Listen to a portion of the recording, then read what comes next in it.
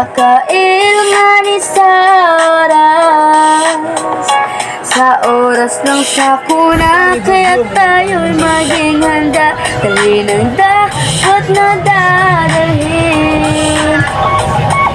Maging handa sa paparating na sakuna, dali ng gobag ng mga pagkain tubig at medisina na kakailangan. Laging maging handa at makinig sa balita. Kung sakaling kabahan, Diyos'y nandiyan upang ikaw ay gabayan. Kaya naman pumunta sa ligtas na lugar at tiyaking dala ang gobag na kakailanganin ng bawat isa. At kung sakaling mataas ang tubig, ikay lalong huwag kabahan.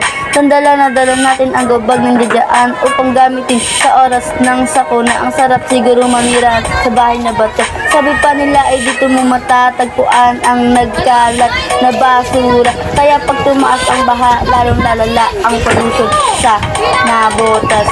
Tayo'y maganda, nakakailanganin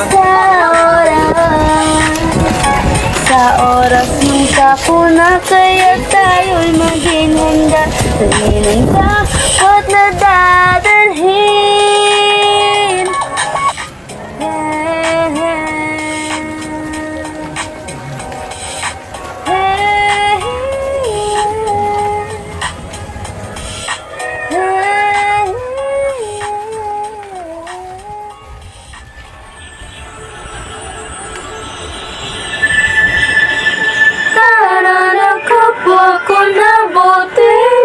Ipakita na natin ang pagtutulong. Narito po ang ating update para sa bagyong Christine.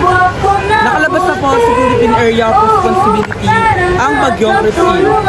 Inaasahan na magiging maayos na ang lagay sa susunod na araw. Makikita natin ang epekto ng bagyong Christine. Makikita rin natin ang mga kabataan na nagboluntaryo upang maglinis sa kapaligiran dulot ng bagyong Christine. Nalinis tayo, ipakita na ang galing ng nabutenyo. Tara na handa na nabutenyo. Oo, tara na handa na nabutenyo. San man dako, south, north at lansa, nabutenyo ay sadyang kahanga-hanga. Tulungan ay may patutunguhan, nabutenyo ay magle-level up.